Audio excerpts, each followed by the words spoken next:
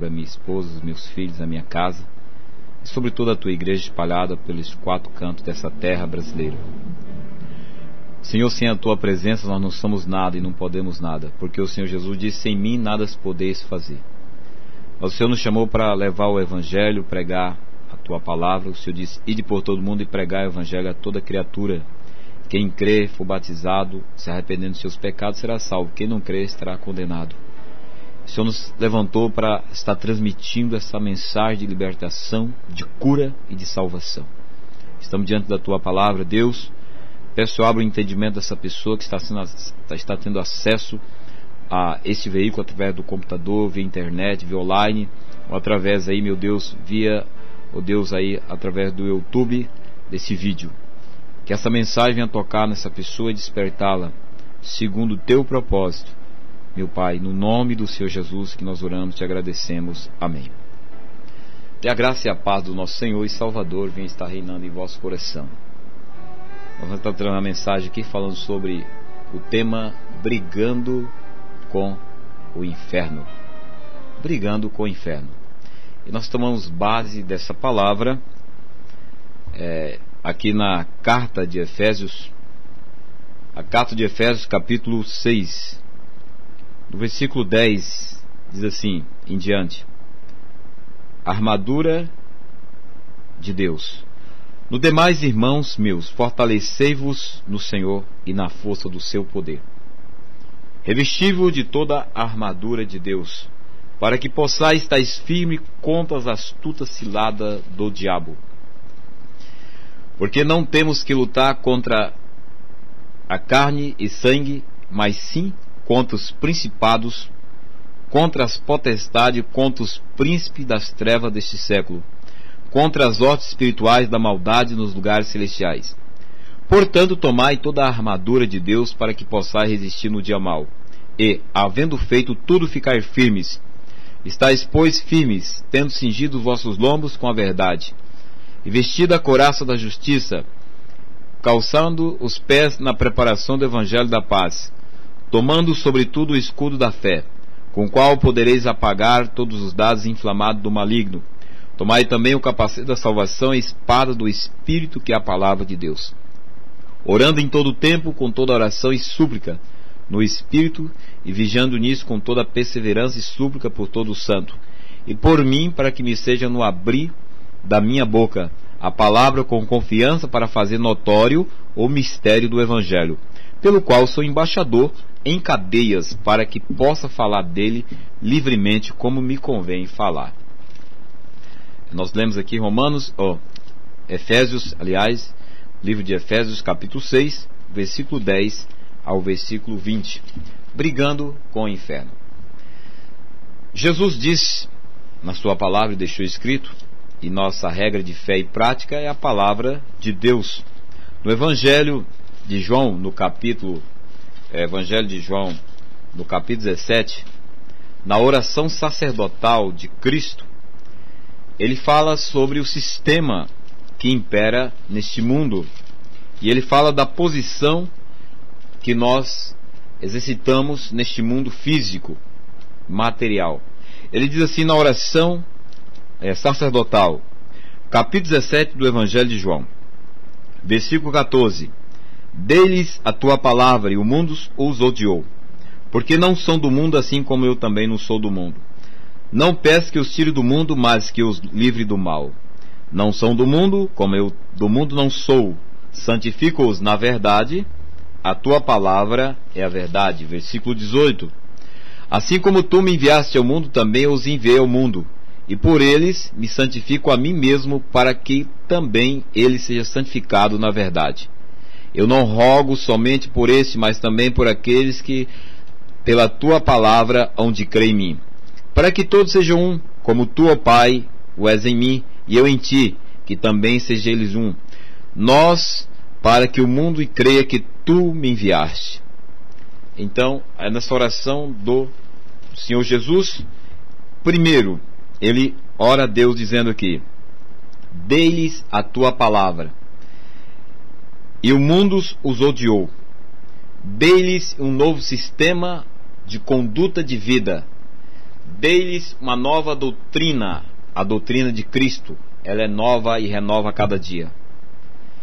Mas o mundo os odiou, porque eles não são do mundo, assim como eu também não sou. Nós estamos numa época em que a igreja está travada uma luta contra o inferno. O inferno se manifesta na terra da seguinte forma: pelo sistema da corrupção, pelo sistema da religião, pelo sistema das imposições, até mesmo de leis impostas por homens ímpios, que faz muitos engolir essas leis impostas em forma até de ditadura. E Jesus está dizendo nessa palavra que nós não somos do mundo, ou nós não pertencemos mais ao sistema do mundo. Então nós compramos uma briga com o sistema do mundo. O sistema do mundo, quem está por trás dele é o diabo. E o diabo domina através do pecado. O pecado escraviza os homens, as mentes dos homens, e os homens impõem por atitude, por ações, por palavras. Então é assim que os homens fazem, por leis antibíblicas. É o sistema do mundo. Paulo vem com essa palavra e diz: armadura de Deus, vocês devem revestir toda a armadura de Deus, a começar da cabeça até a planta dos pés. O soldado romano, ele tinha que estar bem vestido, com a sua roupagem. Ele tinha que saber manusear a sua ferramenta de batalha, que na época era espada, lança e outros tipos de aparatos. Ele tinha que estar adequado para uma guerra. O soldado cristão tem que estar revestido com toda a armadura. E a armadura compõe aqui alguns componentes. Primeiro, Paulo vem e diz: no demais, irmão, fortalecei-vos no Senhor e na força do seu poder. A alegria do Senhor é a nossa força. Agora, quantos cristãos não têm a alegria da salvação? Estão enfraquecidos na alma, no espírito, e se manifesta através do físico. A fraqueza da sua alma, porque não se alimenta da glória de Deus pela meditação da palavra de Deus. São pessoas que vivem, às vezes dentro das igrejas, às vezes com a Bíblia nas mãos, mas não têm experiência profunda com Deus. Paulo ensina de uma forma bem prática: nos demais, irmãos meus, fortalecei-vos. Um soldado doente, ele é inútil numa guerra travada entre o seu país e o país inimigo. Um soldado doente, ele não é escalado para a frente de um batalhão, nem para a frente, avançar na frente como escudo, e nem retaguarda. Ele não serve, ele tem que se curar. Então a igreja precisa se fortalecer no Senhor. Agora, como é que nós vamos fortalecer no Senhor? Através da comunhão plena com Deus. Essa comunhão, ela só vem através da meditação, da prática da palavra pela fé e da oração, da comunhão com os irmãos. A igreja brasileira, ela tem dificuldade em orar. Muitas vezes nós damos bom dia, boa tarde, boa noite para Deus.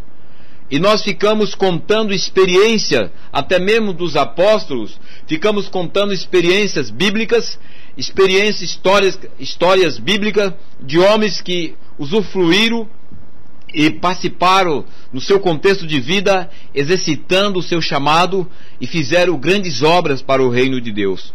Ou muitos de nós ficamos firmados a nossa fé em experiência de outras nações, em outros países, onde outros irmãos têm se levantado, se posicionado como soldados, guerreiros valentes, preparados, e têm feito uma grande obra para Deus, onde eles têm comprado a briga com o inferno. Agora tem o porém: a Bíblia diz que as portas do inferno não prevalecerão contra a igreja. Por que as portas do inferno não prevalecerão contra a igreja? Porque maior é o que está em nós do que o que está no mundo. Agora, para a porta do inferno não prevalecer contra a igreja, nós vamos lá para Efésios capítulo 5, versículo 18. Paulo diz: enchei-vos do Espírito, não embriagueis com vinho onde há dissoluções, mas enchei-vos do Espírito Santo, falando entre vós com salmos, cânticos espirituais, salmodiando e louvando ao Senhor. Agora tem uma igreja que ela não enche do Espírito Santo, ela não enche dos frutos do Espírito Santo, ela não enche da unção do Espírito Santo, E para nós enchermos do Espírito Santo, nós precisamos ter comunhão com Deus. Isso é possível através da oração. É possível através da comunhão espiritual com Deus, dessa comunhão que tanto nós precisamos ter com Deus. É pela oração. E a oração não é aquele bom dia para Deus, não é aquele boa noite para Deus, ou não é aquela oração de petição simplesmente: Senhor, preciso disso, me dá, amém, aleluia, glória a Deus. É a comunhão em de ouvirmos na oração e também ouvirmos a voz de Deus pela meditação da palavra. Quantos cristãos não lê a palavra? Quantos irmãos não têm tempo para a palavra de Deus? A palavra de Deus fica em segundo, terceiro, quarto, quinto plano, quando é lida, quando é meditada. A palavra de Deus muitas vezes se tornou amuleto para muitas pessoas, em levar a Bíblia para a igreja, e quando chega em casa, joga dentro da gaveta, em cima do armário, e deixa a Bíblia lá. E quando vai para a igreja, cata a Bíblia. Quando o pastor manda abrir, João 3,16, ela abre. Salmo 23, Salmo 91, outros textos ela abre ali. E às vezes só para acompanhar como rito religioso. Mas essa mesma pessoa, ela não tem uma vida pessoal íntima com Deus, uma vida de oração. Então Paulo traz a palavra bem clara dizendo: fortalecei-vos, irmão, porque existiam irmãos fracos na fé. Nesse século 21, aqui no Brasil, no nosso contexto brasileiro, quantos irmãos estão fracos na fé? São soldados abatidos e vencidos pelo cansaço, pela exaustão, por tantas preocupações das coisas terrenas e passageiras, que não são necessárias, são importantes, mas não são necessárias, em escala de valor em relação a Deus.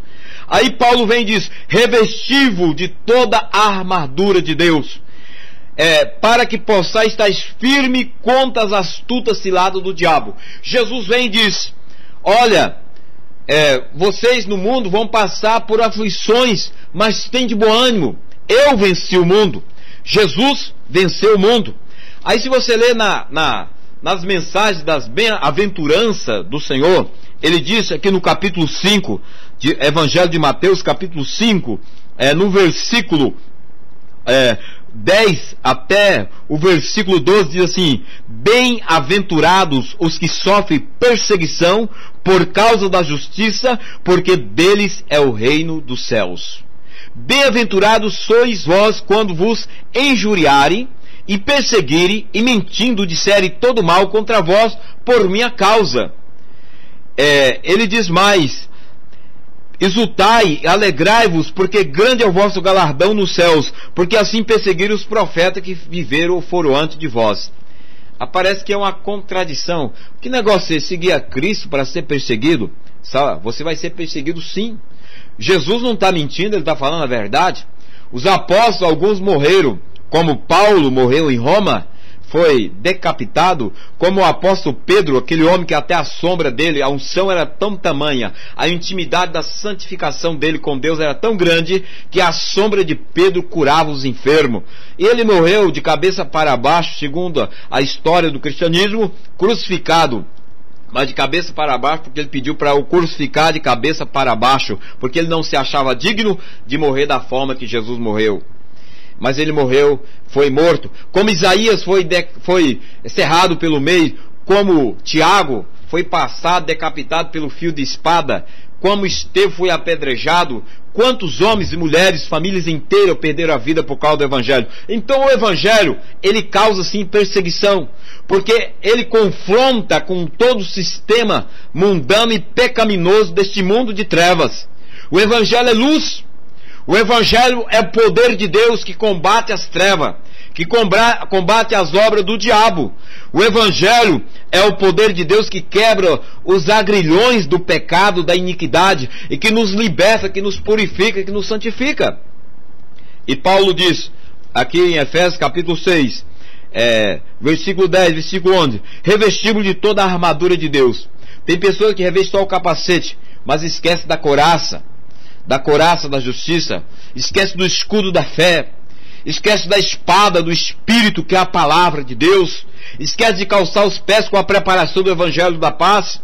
Então só coloca o capacete. O que eu quero dizer com isso? Decora alguns versículos bíblicos na mente, no coração, e sai falando.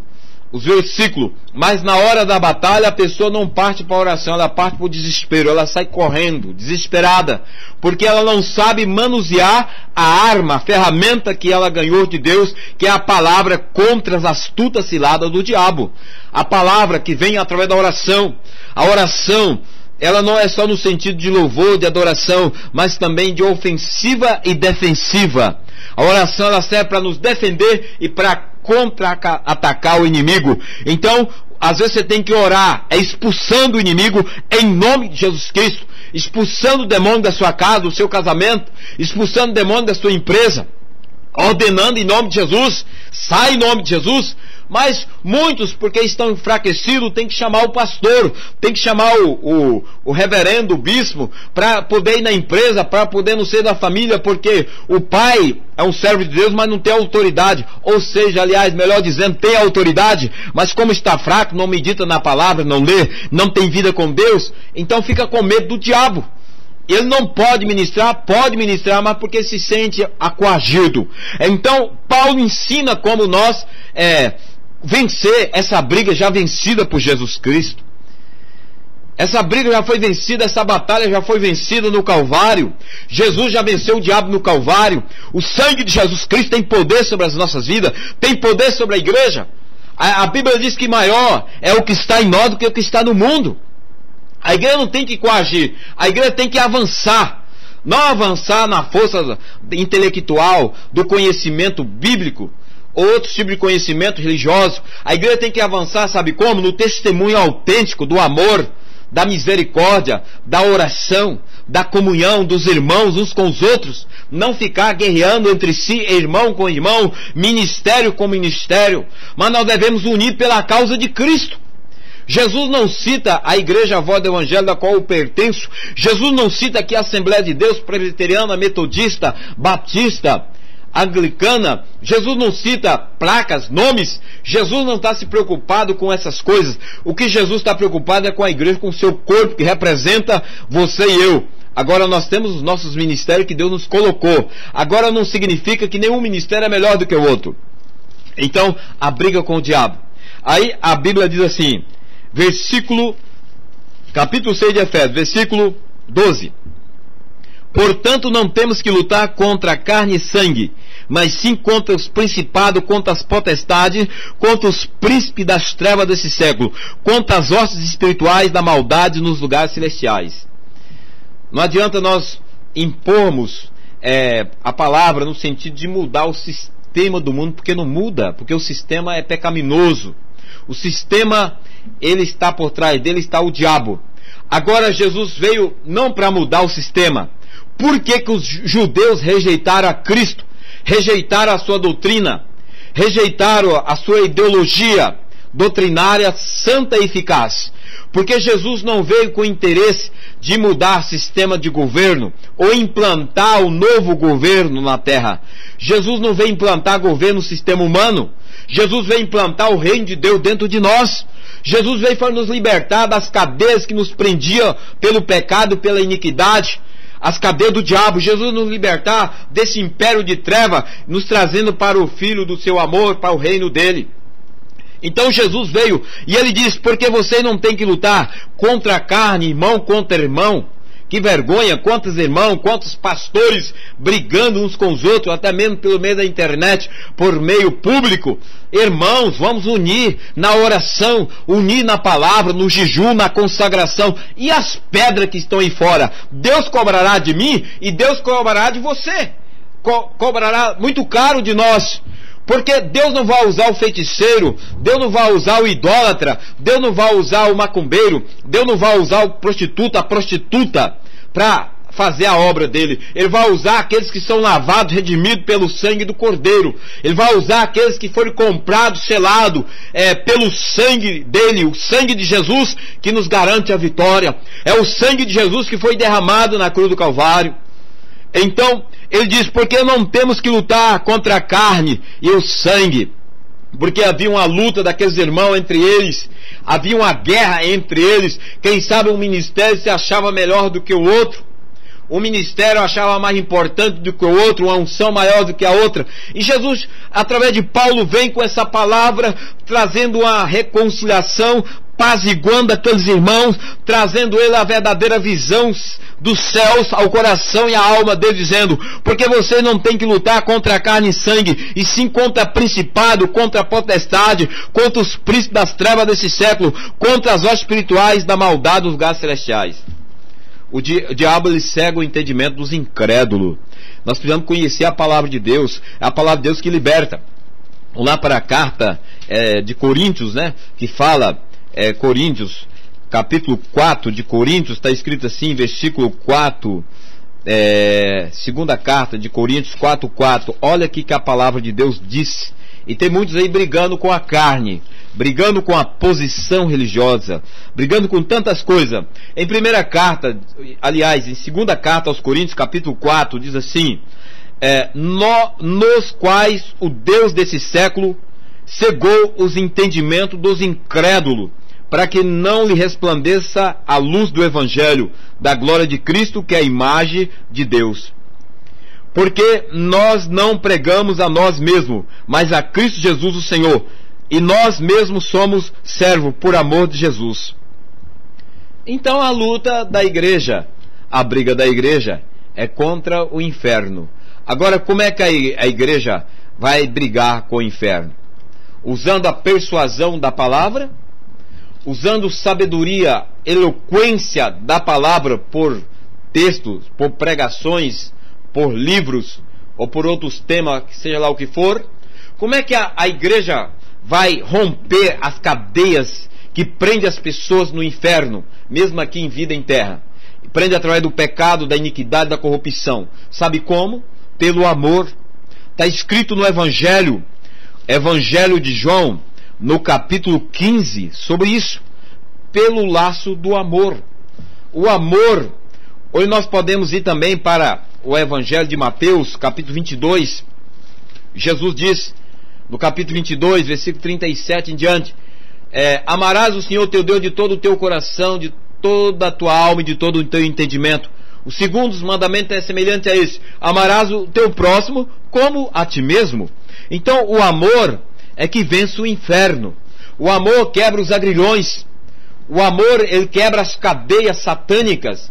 Como é que a igreja de Atos, essa igreja avivalista, no começo do princípio do fundamento da igreja de Cristo em Jerusalém, Judéia, Samaria, até os confins da terra, ela começou no alicerce do amor, do perdão. Aí vai extraindo a comunhão, vai extraindo aí a sensibilidade da misericórdia uns com os outros. Aquele que tem o pão reparte com aqueles que não têm. Aquele que tem a graça de Cristo reparte os seus dons, seus talentos com aquele que necessita. Então é o amor, meu querido. O amor, minha querida irmã, irmão, amado, ministro do Evangelho, é que faz a diferença, que quebra os agrilhões, as forças do diabo. Porque o diabo se alimenta de tudo que é corrupção, de tudo que é pecado, de tudo que é miséria, de tudo que é imundo. Enquanto nós devemos alimentar de tudo que é santo. E Jesus é santo, santo, santo. E Ele quer que nós sejamos santificados. E nós nos alimentamos da sua santidade, participamos da sua mesa, da sua comunhão. E através dessa comunhão nos fortalecemos para vencer as hostes malignas, para quebrar as cadeias, romper as barreiras. Agora, existem duas armas poderosas na vida da igreja brasileira e do mundo. A igreja de Cristo está aqui em Efésios, no capítulo 10, ou aliás, capítulo 6, versículo 10, 11 e 12 nós lemos. Agora no versículo 13, diz assim: portanto tomai toda a armadura de Deus, para que possais resistir no dia mau, e havendo tudo ficais firme. Estais, pois, firmes, cingindo vossos lombos com a verdade, vestida a couraça da justiça, calçando os pés no evangelho do evangelho da paz. A primeira arma, ele diz: tomai sobretudo o escudo da fé. A fé é uma arma poderosíssima. Nós temos a história de Jó. Muita gente diz: estou passando a experiência de Jó. Mentira, porque nós não passamos nem 1% da experiência de Jó. Jó, ele tinha uma fé que nós temos, mas a experiência dele foi dele, e a nossa é a nossa. Por isso que eu disse mentira. Porque Jó, Deus escolheu Jó e permitiu que ele passasse aquela experiência para deixar lições preciosas, que o mesmo Deus de Jó é o nosso, por meio de Jesus Cristo. Então, Jó tinha essa fé, a fé de Abraão. Nós temos essa fé de Abraão, a fé de Cristo. E Romanos capítulo 10, versículo 17, a fé vem pelo ouvir, receber e praticar a palavra de Deus. A fé é um dom que Deus nos dá para salvação, para perdão, para restituição das nossas vidas que necessitamos. A fé é um dom que Deus nos dá para alcançarmos paz com Deus e paz com o nosso próximo. A fé é um dom que Deus nos dá para nós alcançarmos sabedoria, temor e tremor diante de Deus da sua palavra. E aqui o escudo da fé é com a fé pela palavra. Agora existe a fé centrada no conhecimento, a fé centrada na religião, a fé centrada no homem, a fé centrada em tantas outras coisas, menos em Cristo. E essa fé centrada em Cristo é uma fé que gera comunhão, experiência e sinais, porque o Senhor diz que os sinais acompanharão aqueles que creem. Em meu nome farão as mesmas obras e maiores farão no nome dele, diz o Senhor. Então os sinais estão em nós. Mas muitos cristãos estão centralizando a sua fé em experiências passageiras, momentâneas, de bens ou daquilo que recebe através das orações, através das campanhas e de tantos outros recursos. Somente fica nisso. E quando chega no momento que trava a batalha, a pessoa esmurece. Em vez de o diabo correr, ela corre do diabo, corre dos demônios, e ela fica sufocada, desesperada, porque não alimenta da palavra, não lê Bíblia, não jejua, não consagra, não tem vida de intimidade com Deus, então não tem experiências profundas dos mistérios de Deus para a vida dela. Então, o primeiro arma poderosa é a fé. A segunda arma poderosa, a primeira arma poderosa, aliás, não é a fé, é a palavra, porque a fé vem pela palavra. Porque Jesus diz, corrigindo aqui, Jesus diz no Evangelho de Mateus, capítulo 4, versículo 4, ele diz para o diabo: nem só de pão, está escrito, nem só de pão viverá o homem, mas de toda a palavra que sai, que procede da boca de Deus. Então a palavra, agora o Senhor nos orienta a alimentar-se da palavra de Deus. Orienta a tomar o café da palavra, almoçar a palavra, tomar lanches especiais da palavra, jantar a palavra, churrasquinho da palavra. Nós temos que alimentar. Mas nós tomamos o café da manhã todos os dias. Você toma o café da manhã dia após dia, ano após ano, e às vezes não alimenta da palavra todos os dias. Alimenta da palavra uma vez por semana. A semana tem 7 dias. Então se alimenta uma vez, você fica 6 dias com fome da palavra. Se você alimenta 3 dias, você fica 4 dias. Se você alimenta 5, você fica 2 dias. Então Jesus quer que você alimenta todos os dias, todo santo dia. Alimenta da palavra, leia a Bíblia, medite na palavra. Ah, mas não tem tempo. Mas você tem tempo para tantas coisas. Tira um tempo extra de madrugada, meia-noite, na hora do almoço. Alimente da palavra de Deus para você fortalecer o seu homem interior, que é Cristo dentro de você. Fortalecer a graça de Deus em você, o poder de Deus na sua vida, para você poder ter suporte espiritual, a armadura para vencer os ataques inflamados das trevas que virão mesmo contra ti, contra mim, contra todo o povo de Deus. Então a Bíblia diz, agora a segunda arma poderosa que nós estamos citando aqui é a fé. Nós fizemos uma correção. A fé é a segunda arma, poderosíssima. A fé vem pelo ouvir, receber a palavra de Deus, recebemos, está dentro de nós. Então nós vamos alimentando este escudo, e quando os ataques inflamados das trevas vêm, ele vai bater e cair. Existe um chavão no meio dos evangélicos que diz assim: ah, lá tem o homem de fogo, a mulher de fogo, é boca de fogo, sapato de fogo. São chavões criados no meio do povo evangélico. Na realidade, o Senhor não quer que seja um, que todos sejam um. Homem sim de fogo, que tenha sapato de fogo, que tenha a mão de fogo do poder de Deus, que tenha a palavra do fogo de Deus, que queima mesmo no pecado, a iniquidade, que queima o diabo, os seus demônios, que tenha a vida cheia da unção, do poder, da autoridade, do testemunho. Deus quer homens e mulheres cheios do testemunho dele para pregar o seu evangelho. Então a briga de muitos tem sido com a carne, a briga com a vaidade, com a luxúria.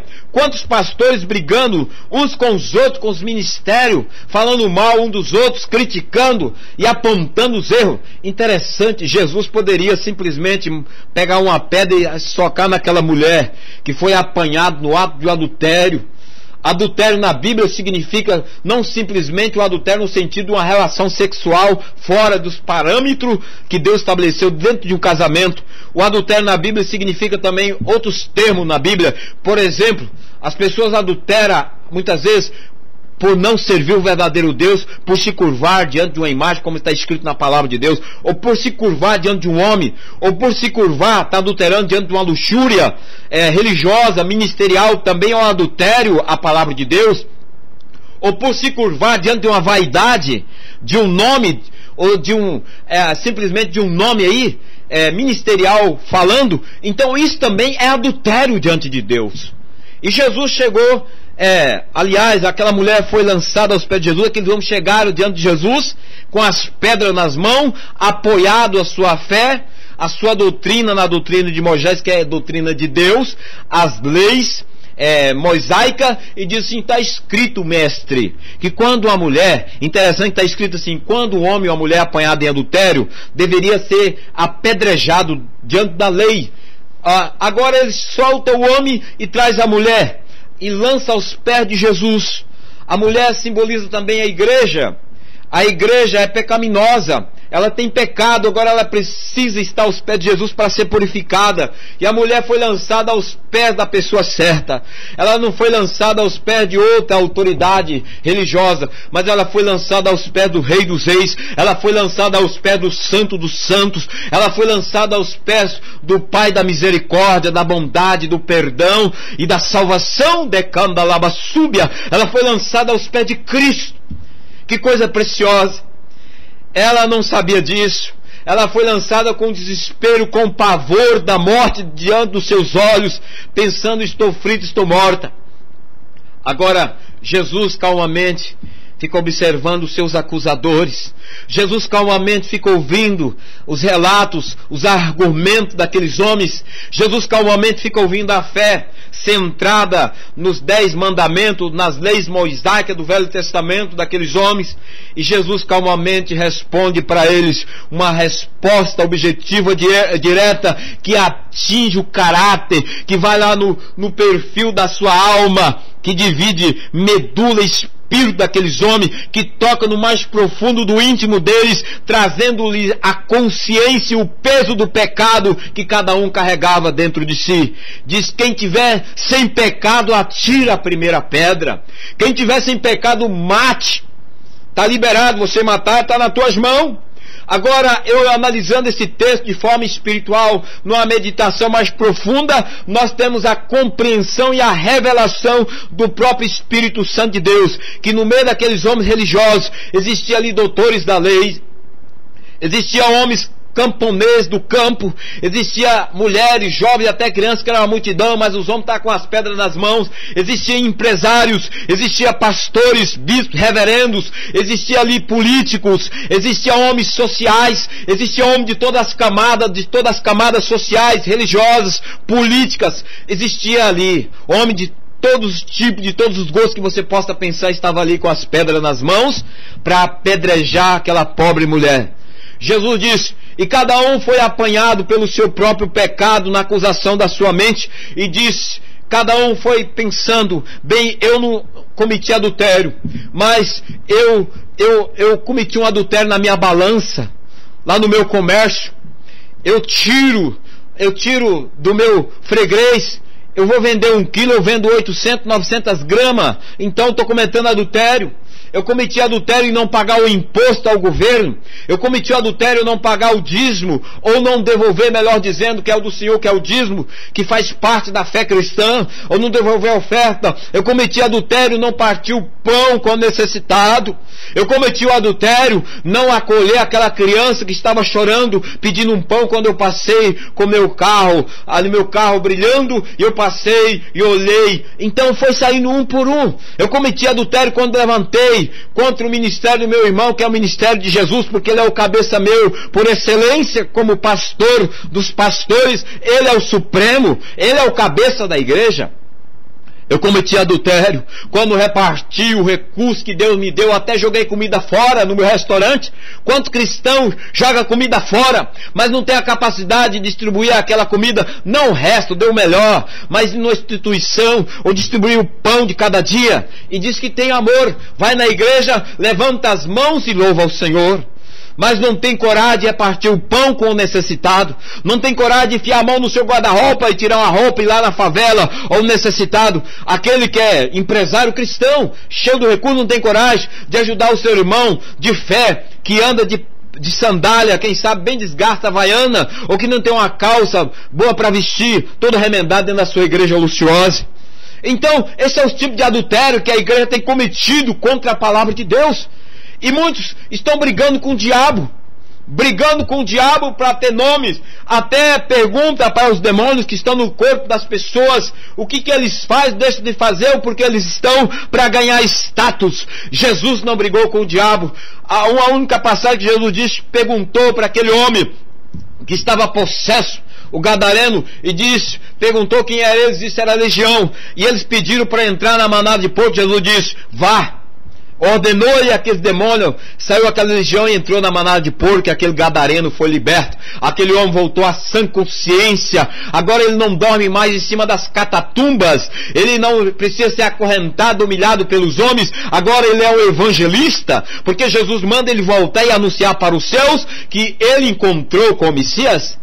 Então muitos estão brigando com o diabo, brigando com sistemas políticos, brigando com sistemas sociais, enquanto deveria não brigar com sistemas sociais, políticos, ou tentar mudar sistema. Nós não precisamos mudar sistema, esse não é o papel da igreja de Cristo na terra. O papel da igreja de Jesus, e o papel principalmente dos pastores, que são chamados para pastorear, é para cuidar do rebanho do Senhor. Agora eu pergunto, nesses países, engraçado, esses países aí que é país fechado para o evangelho, como uma parte da Ásia, como a parte lá do Paquistão, aqueles países lá da Líbia, Iraque, Irã e outros países, para lá onde o evangelho é proibido. Pergunte se lá tem alguns pastores que estão lá no parlamento lá, quer subir na política, para defender o povo de Deus. Pergunte se tem algum deles lá, porque seria decapitados, seria mortos, seria apedrejados e seria repudiados, porque lá não pode. Agora nós somos um país liberal, é uma democracia, graças a Deus, temos essa livre expressão, mas tem muitos pastores. Não estou dizendo para aqueles que são chamados, porque tem homens de Deus que são chamados e precisam estar na política, como Daniel, Sadraque, Mesaque e Abednego, como nós vemos Neemias, que fazia parte dos governos ali da sua época, como Deus levou esses homens para lá, como Esdra e outros mais, como Moisés foi um político influenciado no Egito, mas Deus arrancou de lá para fazer um libertador de Israel. Então muitos pastores, ministros de Deus, deixam a sua credencial de ministro para virar político. Sabe para quê? Para ganhar dinheiro, e dinheiro sujo. Porque se pelo menos fosse para lá para pregar a palavra, jejuar e orar e clamar e pregar para aquele povo, tudo bem. Agora, às vezes leva uma palavra com doce com açúcar. Então a luta comprada aqui brigando com o diabo é diferente.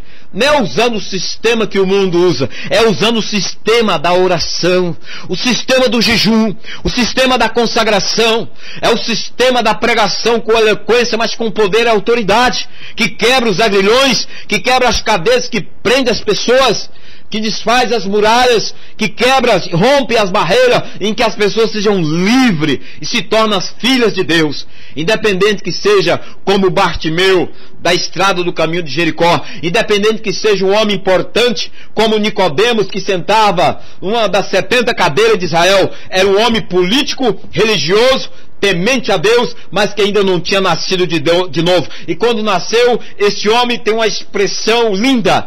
Quando ele pega o corpo de Jesus com José de Arimateia para embalsamar. Que expressão mais linda de um homem convertido, transformado, regenerado, que deixou a sua carteirinha de status e agora vai ali professar a sua fé com esse ato, por isso está na Bíblia. Então nós vemos homens transformados de várias classes sociais. Então muitos deixam os rebanhos de Deus para brigar com o diabo pela letra, para tentar tentar convencer o diabo ou vencê-lo. Ninguém vai vencer o diabo porque ele já é vencido pelo poder do sangue de Cristo, já é vencido pelo testemunho de Jesus. E a igreja, nós somos a igreja, independente de ministro ou não, estamos em Cristo, e por meio de Cristo e pelo poder do Espírito Santo, somos a autoridade superior na terra, não nós humanos, mas o Espírito Santo divino em nós, e através de nós, pela oração, pelo amor, pela comunhão, como aquela igreja de Atos. Eles morriam, mas estava firme. Ele estava firme, construído a sua fé em Deus, alicerçado seus fundamentos básicos na fé cristã. Quanto mais perseguia, quanto mais morria, mais a igreja crescia. E a igreja cresceu sempre por meio da perseguição. Sabe por quê? Porque no meio da perseguição a igreja não tem status. A igreja não tem hotéis luxuosos para acolher os seus pregadores, para exigir aí, às vezes, dezenas de toalhas para passar alguns dias, e comida de primeira classe, aviões de primeira classe. Ela não tem estrela. A igreja não tem estrela folheada que seja ouro, prata ou bronze. A estrela da igreja é Cristo Jesus. A igreja perseguida não tem estrela no mundo gospel. Ela não tem estrela. Ela é uma igreja que testemunha nas favelas. Ela testemunha debaixo dos viadutos. É uma igreja que acolhe os seus pregadores nos lugares mais simples que possa imaginar. Nos casebres, desde os casebres às mansões, todos são simples, todos têm algo em comum. Tem o amor da comunhão, tem o amor da confraternização, tem o amor da unidade que glorifica, enaltece e exalta Jesus Cristo como a única estrela da manhã. A estrela brilhante de Davi é Jesus Cristo. Ele é o Senhor, Ele é digno de ser louvado, Ele é digno de ser honrado. E nessa briga contra o inferno, a igreja não precisa moldar ou trazer sistema do mundo para injetar dentro da igreja, para poder ganhar almas como jovens. Não precisa trazer recursos do mundo, seja o meio da música ou por outro meio. A igreja simplesmente basta colocar o seu joelho em terra, desde a criança, desde o adulto ao ancião, o obreiro, joelho em terra, arrependendo dos seus pecados, convertendo-se a Deus e clamando por aqueles que estão perdidos. Aí o ministério e o mistério do Espírito de Deus começa a operar na igreja. O interessante é que naquela época também tinha os recursos. O apóstolo Paulo não exigia mansões, não exigia palacete, quando ele ia para cidades ou para locais que era designado pelo Espírito Santo para levar a mensagem do Evangelho, para levar a mensagem. Ele não exigia carruagens, ele não exigia os melhores cavalos, ele não cobrava finanças da igreja, recursos, valores altos, arrancando tudo que aquele povo tinha para poder fazer uma viagem confortável. Ele andava em meio a perseguições, em meio às feras. Sabe por quê? Porque esse homem, ele tinha todo esse recurso antes de se tornar Paulo, quando era Saulo. Agora ele se torna Paulo, o homem Paulo, o pequeno Paulo, convertido, convencido não, convertido ao Evangelho, convertido a Cristo, liberto pelo poder do sangue de Cristo, do pecado, da iniquidade, liberto dos laços. Agora ele troca de valores tudo que ele aprendeu na faculdade, na sua teologia, lá no passado, quando ele estava lá na sua igreja ou na sua seita. Ele agora desfaz todo esse conhecimento. Ele tem como estoico para aprender o conhecimento de Cristo na prática e na convivência e na experiência real com Cristo, pela oração, pelo jejum, pelas madrugadas, pela pregação. Em tempo e fora de tempo, Paulo pregava o Evangelho. É isso que a igreja precisa. A igreja está comprando briga à toa com o diabo. O diabo já é vencido pelo poder do sangue, da morte, da ressurreição de Jesus. Jesus, quando morreu, nós conhecemos e sabemos, ele foi em espírito no céu e tomou a chave da morte do inferno, e ele ressuscitou no terceiro dia num corpo glorificado, e ele está vivo. Permaneceu 40 dias sobre a terra, instruindo os seus apóstolos. Depois ele dá ordem para os apóstolos permanecer em Jerusalém. Atos capítulo 1, ficar em Jerusalém até que do alto recebeis poder. Qual que é o poder? O Espírito Santo.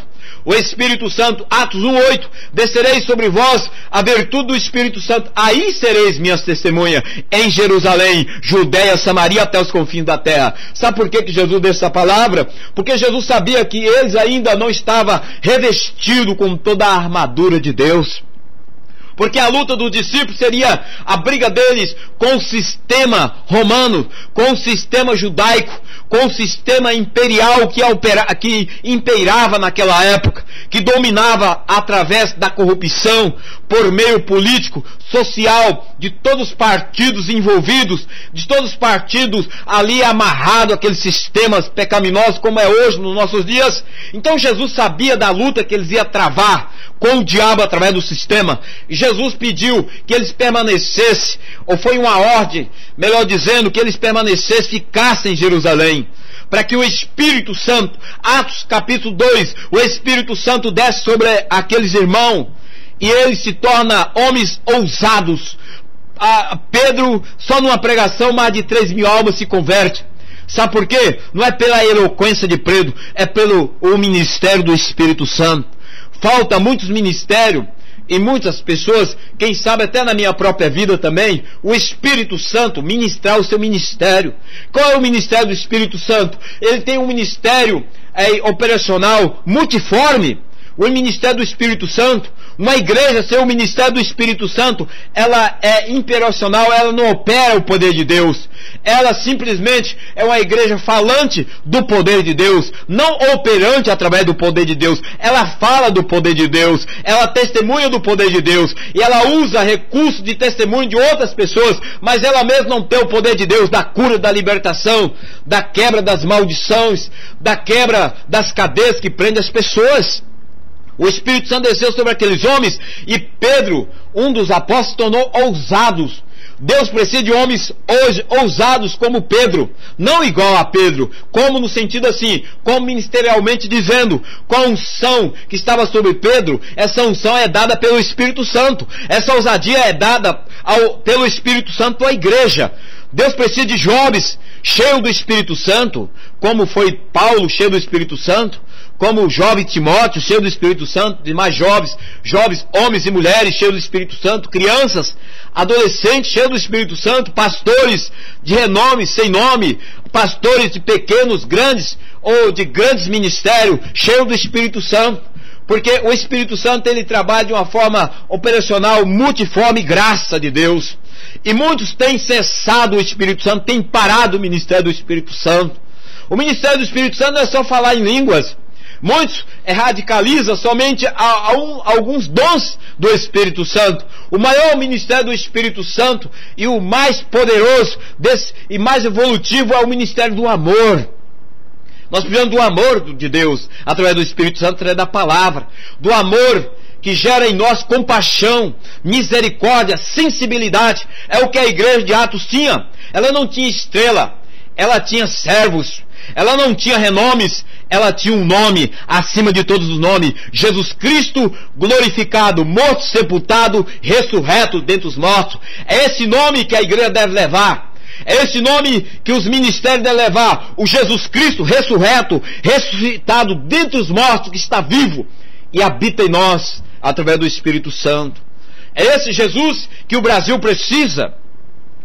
Então, voltando aqui para a carta da luta, da briga com o sistema do diabo, né? Nós estamos falando aqui da brigando com o inferno.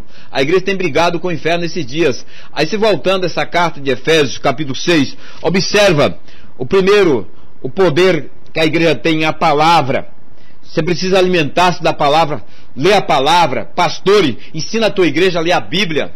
Quantos irmãos desse o batismo nem sequer leu os 4 evangelhos, já pega e enfia a pessoa na água, tira da água, a pessoa recebeu Jesus, ela não tem nenhuma experiência, ou pega esse irmão, nem leu a Bíblia toda e coloca como obreiro, como pastor, como missionário. Tem muitos ministérios que fazem isso, coloca o pobre irmão, como Davi pegou lá aquele homem, né, e colocou na frente da batalha, era um soldado de retaguarda, Urias, porque Davi estava interessado na mulher de Urias. Quantos estão interessados no dom que o irmão recebeu e coloca ele na frente da batalha para acarear grupo de pessoas, acarear recursos, e aquele irmãozinho sucumbe e morre espiritualmente? Então, isso é muito sério diante de Deus.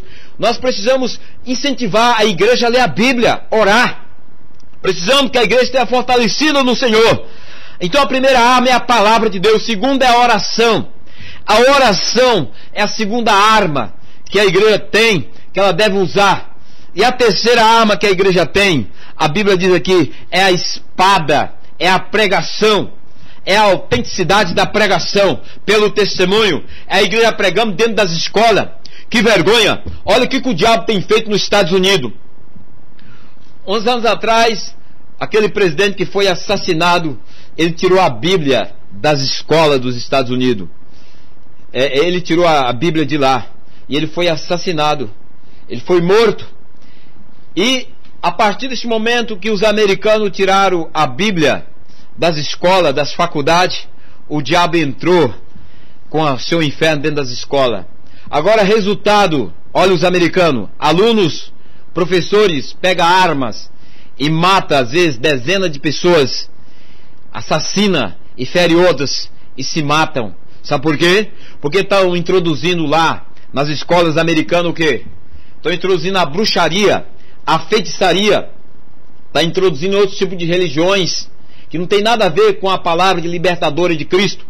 E essas imundícias desses conceitos erônicos e anticristão, antibíblico do inferno, os brasileiros muitas vezes somos bobos, trazemos tudo aquilo que não presta e está introduzindo das escolas, como a comemoração do Dia das Bruxas, que é uma festa do Halloween nos Estados Unidos. Já se comemora em algumas escolas. Falo porque temos filhos que estudam aqui no Paraná, nas escolas, o Dia das Bruxas, induzindo as crianças à bruxaria, à macumbaria, à feitiçaria. Então o brasileiro, em vez de ser esperto, inteligente, porque nós somos inteligentes, tem que introduzir, sabe o que é a palavra de Deus, a oração dentro das escolas. Como teve aquele assassinato no Rio de Janeiro, aquele jovem induzido pelo diabo, ele entrou e matou aquelas jovens, matou aquelas adolescentes. Como nós vemos história de alunos atirar em professores, levarem a droga, levarem tantas coisas para dentro das escolas, as escolas enfreadas, já não se governa mais, às vezes as autoridades não conseguem mais dominar. Sabe por quê? Falta Deus, falta Jesus, falta a palavra de Deus dentro das escolas, das faculdades. É isso que falta, a oração, buscar Deus, o reino de Deus. Mas é um país fundamentado numa cultura, uma cultura que é fundamentada na idolatria. E a idolatria, ela traz todo tipo de miséria. Esse homossexualismo forte que está aí imperando no reino do inferno, representado por isso. Porque Deus ama o pecador, mas odeia o pecado. Sabe por que Sodoma foi destruído? Por causa do pecado do homossexualismo, por causa do pecado da idolatria, por causa do pecado da feitiçaria, da macumbaria, da orgia e de todo outro tipo da bebedeira, da prostituição. Tudo essa miséria do inferno existia em Sodoma e Gomorra, e o fogo de Deus desceu. Agora Deus vai passar a mão de mansinho na cabeça de alguns para preservar a vida. Meu querido, não se engana, não se iluda. O Brasil precisa, não é brigar com o inferno, o Brasil precisa amar as almas. Os pastores precisam amar as almas dos perdidos, amar as almas das ovelhas. Não é deixar as ovelhas dispersas, é ensinar as ovelhas. Não simplesmente ganhar prosperidade, ganhar carro, ganhar casa. Não que isso não precise, mas não é o mais importante. É necessário, mas é transitório. Porque quando morre a casa e o carro fica, a roupa fica e o dinheiro fica também. Nada levamos. O Brasil precisa de homens de Deus. As escolas precisam ser introduzidas, é a Bíblia Sagrada dentro das escolas. É isso que os pastores, nós como pastores, tem que ensinar para os alunos, levar a Bíblia. Mas leva aquela revista, isto é, e outros tipos de materiais informativos para dentro das escolas, para comentar sobre as novelas, para comentar sobre tantas outras informações que não traz nenhuma edificação, nenhum benefício a si mesmo, ao povo de Deus, e nenhum benefício à nação. Então nós somos as porta-voz de Deus na terra. Nós somos os embaixadores e embaixatriz de Cristo, sacerdote, sacerdotisa, povo santo, de exclusiva nação santa, comprada, redimida, lavada pelo sangue de Cristo. Então a terceira arma é a pregação. Quando nós vemos aqui lá no Velho Testamento, em Êxodo, no capítulo 14 de Êxodo, quando o Senhor operou através de Moisés as 10 pragas, os 10 sinais através das pragas no Egito, o povo saiu jubilando com as mãos cheias do ouro, da prata, das pedras preciosas, o dinheiro, os recursos do Egito. Israel levou, porque ele não saiu com mão vazia. Agora chega diante do Mar Vermelho. Diante do Mar Vermelho, o povo fica esmorecido, porque vê o mar, começa a murmurar. Até aí, então, tudo bem. Mas o Senhor já tinha trazido a revelação para Moisés, que o que ele ia fazer ali. A obra não estava feita ainda. O povo precisaria ver com seus próprios olhos os seus opressores mortos, afogados, os seus corpos boiando ali à beira da praia daquele Mar Vermelho. De repente eles ouvem o soar de alarido de guerra. Vem Faraó com a sua fúria e com todo o seu exército para tentar matar Israel. E Deus coloca a coluna de fogo entre os egípcios e Israel. Mas o interessante que nos chama a atenção essa passagem. Moisés tem um cajado. Se você ler em Êxodo capítulo 14, no versículo 15: então disse o Senhor a Moisés: por que clamas a mim? Diz aos filhos de Israel que marche. E tu levanta a tua vara e estende a tua mão sobre o mar. Fende-o para que os filhos de Israel passem pelo meio do mar em seco.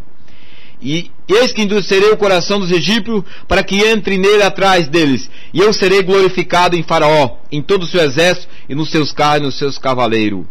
E os egípcios saberão que eu sou o Senhor, quando for glorificado em Faraó, nos seus carros e nos seus cavaleiros. E o anjo de Deus que ia diante do exército de Israel se retirou, e atrás deles também a coluna de nuvem se retirou diante deles e se pôs atrás dele. A ordem de Deus foi: por que clamas a mim? A ordem de Deus é para nós, pastores, reverendos, bispos, apóstolos, dizer para o povo de Deus: por que clamas? Por que reclamas? Ou por que imploras somente pela prosperidade? Marche, indo, levai o evangelho nas escolas, levai o evangelho nas fábricas, levai o evangelho nas cadeias, nos presídios, levai o evangelho nos setores hospitalar, levai o evangelho nas clínicas, levai o evangelho nos setores públicos, levai o evangelho nas prefeituras, levai o evangelho lá no Palácio da República em Brasília, nos palácios do governo, nos estados, dentro dos municípios, nas prefeituras. Levai através da oração, da pregação. Você está lá, um funcionário, pregue. É isso que os mensageiros, as pessoas que estão adiante dos rebanhos do Senhor, devem orientar a igreja. Vamos orar para Deus salvar o povo da nossa nação. Vamos jejuar pelo Brasil, para Deus fortalecer a igreja. Porque o cajado é a palavra, está nas mãos, está no coração, está na alma, está no espírito, está na nossa boca, para profetizar. Essa nação é de Jesus, não simplesmente uma palavra profética, mas uma palavra profética em atitude de obras. Levou o evangelho às escolas. O diabo tem entrado com a bruxaria, então o diabo tem que sair do meio do ensino, tem que introduzir o poder de Deus. As crianças vão ficar com a mente lúcida, sábia, para aprender a temer a Deus. Elas vão aprender a obedecer pai, mãe, vão ser estrutura dessa nação. É isso que esse país precisa. É isso que Deus quer fazer nessa última hora. Então você que está ouvindo essa mensagem, porque Deus está permitindo você ouvir, seja da forma que você está ouvindo, o meio que você está ouvindo, vamos mobilizar o nosso país. O nosso país precisa de homens de Deus, homens como coluna, porque a estrutura, a base deve ser a palavra de Deus. Como nós citamos, aquele presidente tirou, ele foi assassinado. Você sabe quem eu estou falando, não precisa nem citar o nome, tu sabe quem é. Ele foi assassinado com aquele tiro na sua cabeça. O Kennedy, ele não foi assassinado?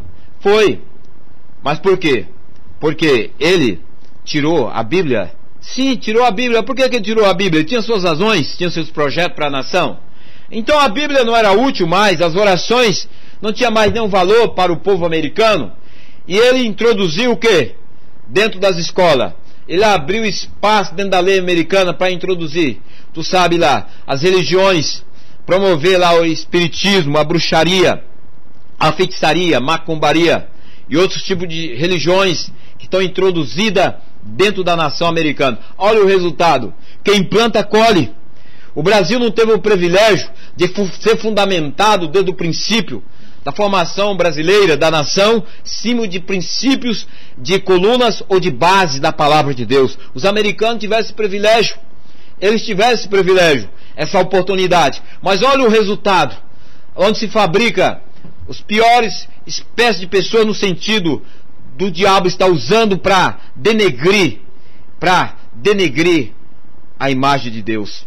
Então você para e pensa, o que o Brasil precisa? É um país que Deus tem um projeto, precisa de homem de Deus, como coluna no testemunho, coluna na pregação.